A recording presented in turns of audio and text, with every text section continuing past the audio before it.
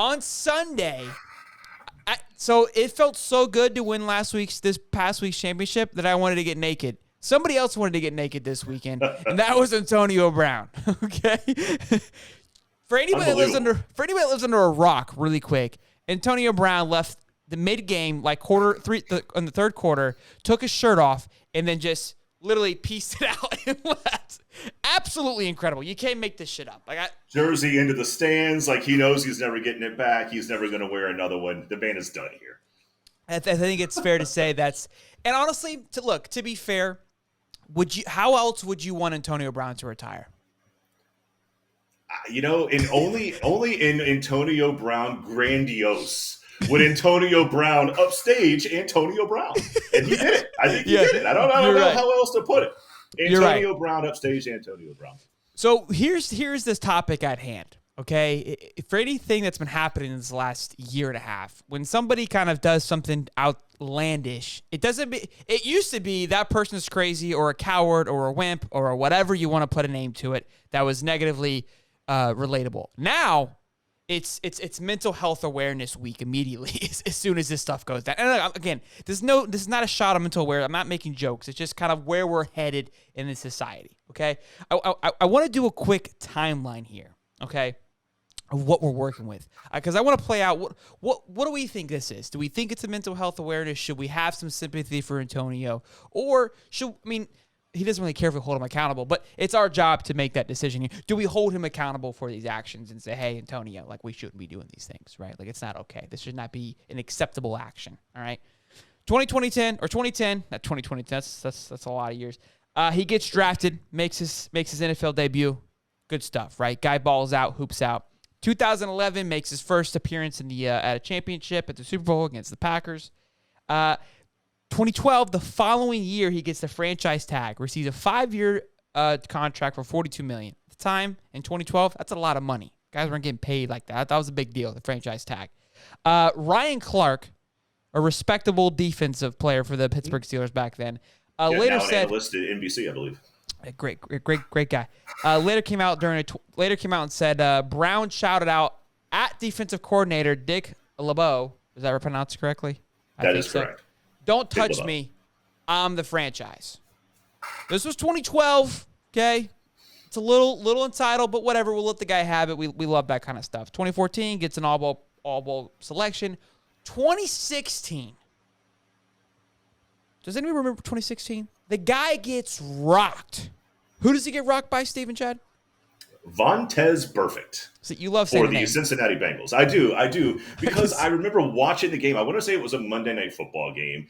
And look, the Bengals and the Steelers are division foes, right? They just don't like each other. And there have been some really, really nasty hits in those games. I know that the Bengals have never had that predominance of being a contender, but it didn't matter when they got to that game.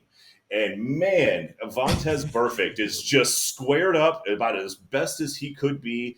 Antonio Brown has a guy draped on his back, and Vontez Burfict lays a shoulder pad right across the middle of his face. Lays him Knocks him flat out. I mean, like a light. Yeah, it was on call. It was brutal. It was brutally disgusting. And so following that, at the time of that happens, nobody thinks about it. Nobody bats an eye. It's a football hit. Guy gets rocked. We move on. We go on to next Sunday, right? A few years pass. 2018, he gets basically the Steelers are fed up. Off goes Antonio Brown, right? He's 6 years in. It's a little old past his time. Whatever, guy's paid. He's feeling pretty good, right? Goes to New England. He freezes his feet off. Or not New England. I'm sorry. Oakland. Oakland, yeah. Freezes but his feet some weird thing. Like he was in a cryogenic chamber for way too long. Yeah. Froze the skin off the bottom of his feet. He couldn't put cleats on. Yeah, froze his feet off. Then he complains about the helmet, doesn't want to wear the helmet they give him. All kinds of craziness, right? Then he leaves Oakland because he's I'm free because it was like a prison playing there.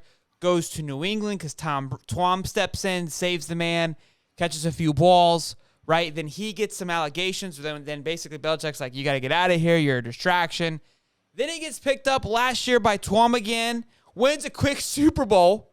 Right? Yeah, I want to say he caught a touchdown pass. Yes. Yeah, he caught a touchdown pass in the Super Bowl. The guy The gift of life just keeps bestowing itself upon this nut job. Craziness. And then this year, he gets a fake COVID card, right? He gets in a fight early on. We already talked about him this year. Gets suspended, hurts an ankle. I mean, all kinds of nonsense. Yeah, a chef calls him out because he didn't pay the chef. The chef's the one that knows about the COVID card, so he's putting him on blast. I mean, this guy is just, and that's not even mentioning, like, wasn't there some kind of weird, like, kidnapping or something? I don't. You could tell me anything, and I would believe it at this point. Like, yes, I have no clue. I mean, my goodness. So you guys have now an idea, a little timeline of AB's career / life. It's in a quick nutshell. I'm not you know what I mean? Here's the question: it's a serious? And at first I was kind of like, "There's no way." It's entitlement. It's in a sense it's being a baby, right? It's wanting attention and not getting it and not getting your way, so you just think you can do it, and you can't do whatever you want. You honestly can. You can walk off and take your shirt off. There's consequences, and he got the consequences that he is no longer plays for the team. Why, when you're on a team that has another chance of winning the Super Bowl, that's the weird part, right? Like, what's going on here that what's happening? Now, real quick, let's tell both sides.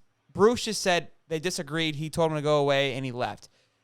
AB came out and said he told him mentally he wasn't feeling that well. He wasn't really in it. And that's when Bruce responded, "If you're not feeling it, you can get off my sidelines." If that's the case and that comes out to be true, I'm afraid Bruce is going to get roasted. If Antonio said, mentally, I'm not feeling it, and Bruce said, basically, suck it up, Buttercup, which in that environment, I'm all in. That's what we're there for. We're playing football. You know what I mean? Yeah, I don't know. mean, like, what do you think the minimum salary is for a wide receiver? I don't know it off the top of my head, but I know that Antonio Brown is making way more than the minimum salary. And look, you can't just let these guys come in and be like, today just mentally not feeling it. I mean, it's happened. Calvin Ridley did it. And that's that got brought up. And again, he got a lot of praise for taking that step back of like, hey, I can't do this right now. And it got me thinking, look, this is not taking a shot on anybody. I all feel like we all deal with stuff. And I think that's where this whole mental health gets disconnected. It's like, oh, well, you don't get it because I deal with shit all the time. So let's not get that twisted. And this is not about me or anything else. But Calvin Ridley said, "Hey, I'm not feeling it. I can't go to our boss tomorrow. Like, I'm not feeling it for the next 6 months. I'm just not into it right now. Mentally, hey, that's fantastic. You are no longer employed here. That's right. what right? It would end up in the same way that Antonio Brown did. Like, oh, you're not feeling it when I need you to be like on. You no longer play for this team, sir.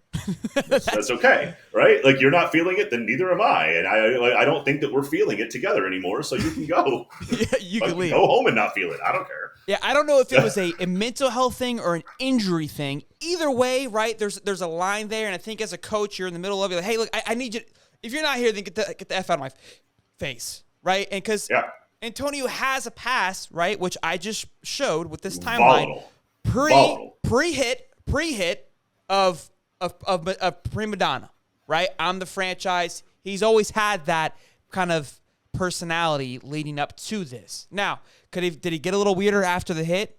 Absolutely. Could we connect it to CTE?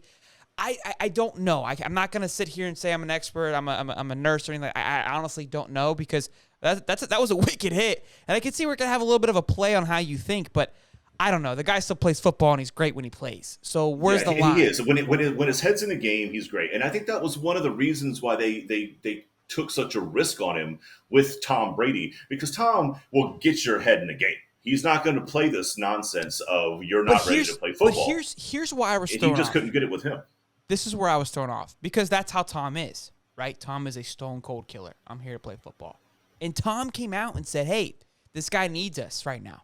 We should be supporting him in this decision. But it blew my mind. I love Tom. It had me absolutely shook when that happened. I was, because Tom's a killer. He's a winner. Now again, he's old, and I've said it, and I've seen it with my parents as I've gotten older. They've gotten softer, and maybe that's what's happening here. I don't know, but I don't know. Well, I don't think like for Tom, like what are you gonna say? Like, yeah, the guy fucking sucks, and I don't want him here, and he's a cancer to the locker room. Like that's Tom being his diplomatic You think NFL so? career self. I You do, think because so? look, what's the gain? Like, the gain to go negative on Antonio True. Brown has no positive. But when you're Tom, what's the To, loss? I mean, he can say, hey, look, I'm a little disappointed. I'm a little frustrated. And Tom wouldn't get crap for that. If Tom said, look, I'm not quite sure what happened, but we've had his back. We've been supportive of him. For him to do that, that's not cool, right? That's a respectable response that I don't think he'd been roasted for. So to me, I feel like, hey, you have a minute, think about it. What do you feel? That was Tom's true feelings in that situation.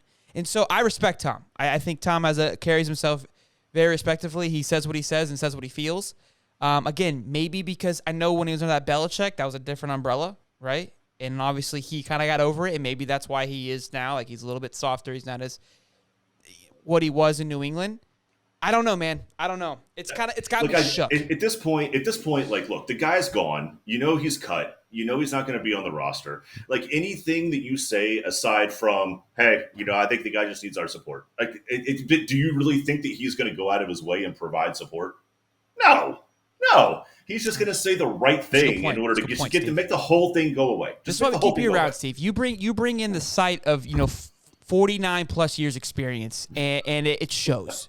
I'm joking more so on the age, but I'm being dead serious about my. I'm not even joking, because you have more experience, and you're right. I get it. Like, what's the gain? And I asked myself that the other day. I find myself a lot in a shit talking situation, right?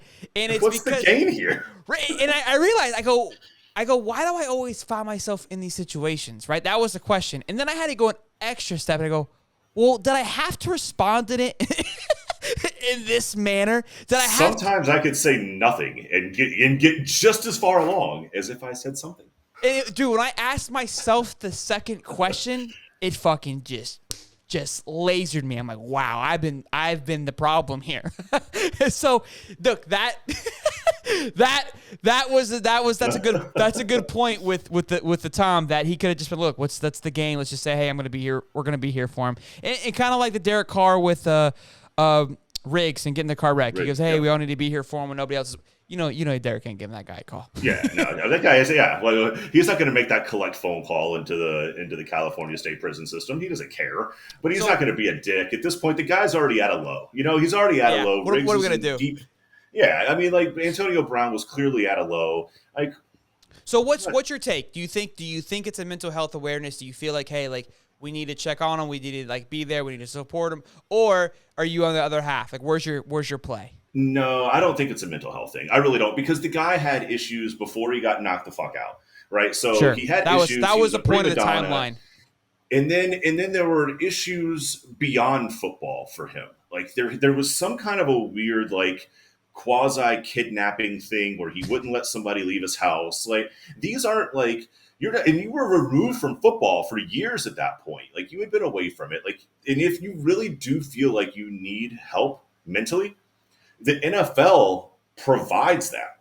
You just got to put your hand up and say that you're willing to participate in it. And if you're not willing to participate in it, then don't be a victim about it down the road. So that's where I'm at. You can't be a victim and say you need help. It's something weird there.